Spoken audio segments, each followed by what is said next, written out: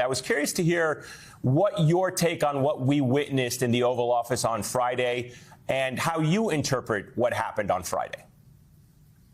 We're in the end game, Eamon, of a 30-year attempt by the United States to move the U.S. military and the NATO alliance into the Black Sea region, specifically to Ukraine and to Georgia.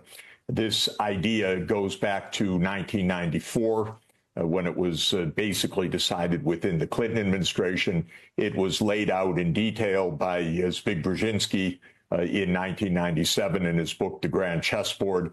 I've been watching this year by year for these 30 years.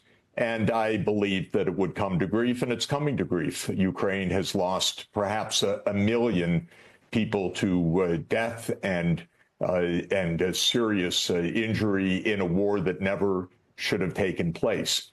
This is like China or Russia trying to establish a naval base or a military base in Canada or in Mexico. You could imagine such a scenario, but the United States would not take kindly to it. Russia told the United States for 30 years, don't come to our borders with your military alliance.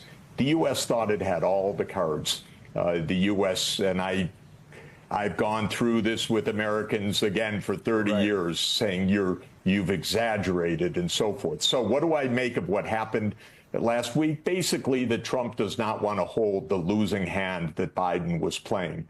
Biden thought in 2021, we have all the cards. We can push NATO to Ukraine. Russia can't really resist. That's been the American attitude for decades, literally. They thought economic sanctions or our weapon systems, the HIMARS and the ATACMS, or unrest inside Russia would mean that the U.S. would get its way.